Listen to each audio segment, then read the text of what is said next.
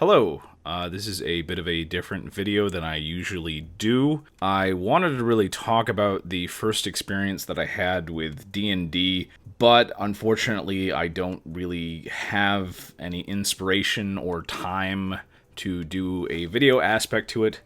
So this is just going to be audio, which is not really what my channel is about, but I mean, honestly, at this point, my channel is a little bit nebulous in what's happening, and I'll talk about that a little later. First, I just want to really tell the story about my first interaction with D&D. This happened when I was either 13 or 14. No, I want to say it's a little bit later than that. Probably when I was like 14 or 15, I want to say. As with most things in my youth, this started out in a garage sale. And I was about, I want to say I was about 10 minutes, maybe 10 minutes away from my house in a garage. There was usually a couple days during the summer when there was community garage sales around, and that was really one of the only things where I could like find books and stuff. So I was going through a box of books when I happened across something. And this is from many years ago, and it was definitely some sort of D&D thing. And it wasn't the official books. It was more like a series of little pamphlets about D&D. And the pamphlet that I kind of grabbed was, as I remember correctly, there was two parts of it. One was just kind of like the basic rules, I believe, and the other was something about like a dinosaur island. The other one with the basic rules had some sort of small like hex grid map of somebody's like estate or lands of some baron. And again, I'm really struggling to remember the details of this because I only had access to this for a very short amount of time.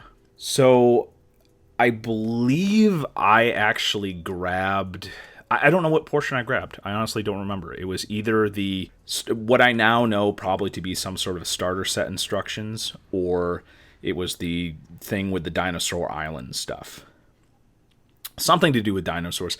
I looked this up, and the dinosaur island stuff that I found for D&D had nothing. It didn't spark any recognition in my brain.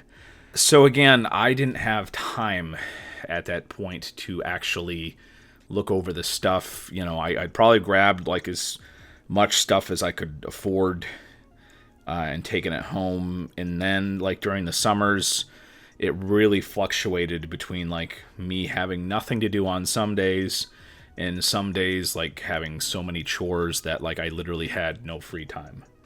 And this is one of those times where I didn't have any free time, so I didn't have a chance to look at the part of the D&D set that I had gotten. I was contacted after that by a kid that I was garage sailing with, and he had grabbed the other half of this, whatever this D&D thing was. So he contacted me and said, hey, you know, I have this other half. You need both halves to run this thing, so let's meet up and run this. So I ended up going to his house. Again, I had never really had the chance to look over the thing because I was so busy. As soon as I had some free time, I went over to his house, and the struggle, which I'm sure many people are familiar with, of trying to run D&D with two people and neither one of them know how to run D&D, it's very confusing. Now, the reason I suspect this might have been first edition stuff was because I made a character who was a rogue who only, I believe, had one hit point, and that's all I remember. In any case, the gameplay fell apart really quickly, and like most things in my childhood, the other kid kind of scammed me out of the portion of the thing that I bought. And boy, that's not a good memory, because you have to remember, like, that, like, the tiny amount of money that I had back then went to buying this thing. The kid said, oh, he's just gonna borrow it, and then I never got it back. So therein ends my first experience with D&D, a failed game, and I never saw whatever that was again. I would ask for help identifying it, but honestly, like, there's really not much information that I can remember because I literally only was reading it for perhaps like an hour or two, so I have no recollection of what was in it. After that, I did a bunch of other tangentially related D&D stuff. I got into several D&D video games way later on in life. I programmed my own it's kind of like, it was sort of like a text adventure game, but it was more like a text like mud game, multi-user dimension, like the combat system from a mud. I programmed that in BASIC and Pascal, and I did a bunch of other stuff related to RPGs, and of course I read so much fantasy back then. I read pretty much all the major authors, pretty much every single book in my school library, in my local library. I would go to the cheap stores and buy any fantasy Forgotten Realms book. I got the one Forgotten Realms book with the wolf shaman guy with the arm holding the jewel on the cover and stuff, and I consumed so much D&D stuff. But I did not actually get to play a role-playing game proper until much, much later on. And, boy, that was a real rough start, and I am going to talk more about that in another video. But, I just wanted to mention this whole, scenario of just kind of being cheated out of my first D&D experience.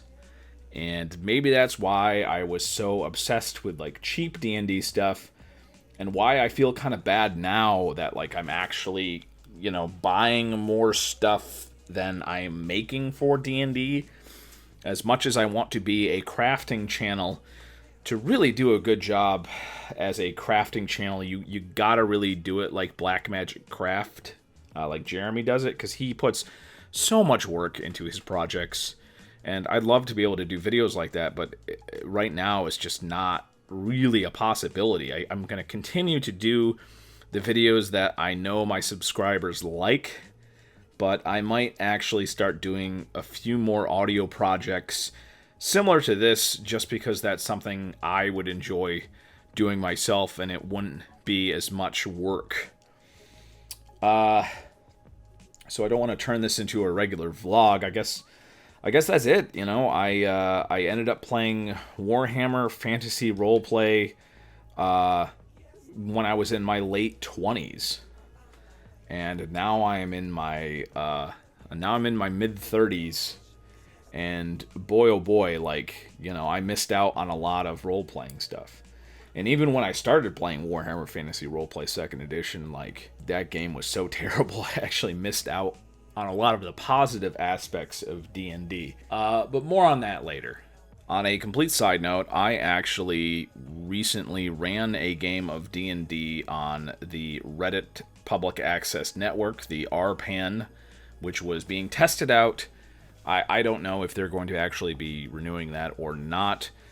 It was super interesting. I had kind of like an improv-y D&D thing where there was hundreds of people in the chat trying to control the character, and I would take actions with the character based on if people repeated the same command a lot, or if somebody said something truly interesting or creative, I would do that. It seemed to work out pretty good. I actually had a very good response. I feel kind of bad that they actually took down the video archives of it. I know some Redditor actually downloaded the entire thing for posterity somehow. Yeah, but I don't feel like digging through that. It was, there was a bunch of memes that people were shouting out for a while. Someone said I cast Find Familiar spell, so I had one of my owlbears pop up as a familiar. Almost the entire chat was trying to seduce the owlbear, so that's Reddit for you. It was an interesting experiment. I want to do the same thing here on YouTube, where I still want to somehow continue my original plan to play D&D with my viewers in a more traditional game. I still want to do that, but I think because it would be so easy to set up, I think I'd like to do a version of the Play D&D with Reddit and just do the Play D&D with YouTube, where I do the same thing, where I am narrating the game and taking a look at the chat and just doing what the chat tells me to do within the game. The conceit of the Reddit game was that there was a creature who was a nebulous creature whose form contained multitudes yet was still a singular being. You know, they had a spell, they had a certain amount of spell slots, and it was very interesting how many people were looking for fridges, which apparently is the RPAN meme. And, yeah, pretty much people demanding that I cast the fireball spell every 2 seconds. I would like to try to do that. But I don't know how many of these videos I'm going to do where I'm just kind of rambling around audibly like this. This is not, like, good content at all.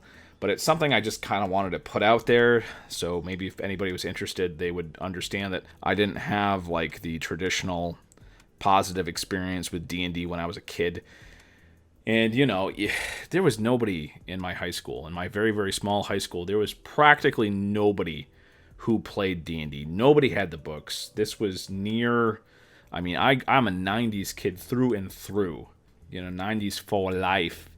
And, you know, my school was so rural that the whole 80s scare of the D&D satanic panic, I think that was actually still going on because just nobody even mentioned D&D growing up, like, at all. Like, I don't remember, like, anybody even mentioning D&D until, like, maybe high school. So I definitely didn't have your prototypical D&D experience growing up, and I think that's really shaped how I approach the hobby and why I want to be, you know, why I want it to be easily accessible by everybody, regardless of financial background and stuff. And why I have issues now where I am a grown man without a family, and thus I can afford to spend a little bit of money on my hobby. I don't have much money. Like, I'm not buying full Dwarven Forge sets anymore. I bought the first Dwarven Forge set when it was cheap. But no more of that because it's super expensive now. So, well, that's enough rambling. I really want to do another audio series, this time based on another YouTube thing, where I'm not going to use my platform to complain about another YouTuber's video. I'm just going to use it as a starting off point to talk about my own story of my first role-playing game, which was Warhammer Fantasy Roleplay 2nd Edition, which actually shares a lot with D&D, I think. 5e and Warhammer Roleplay 2nd Edition have some similar concepts in terms of career/background stuff. And it's fairly interesting how they sort of share some stuff. It's all very interesting, so stay tuned for that. Yeah, again, sorry for the rambling audio video, but it's something that I just felt the need to talk about, and hopefully somebody enjoyed it. Thank you for listening to the video, and have a nice day.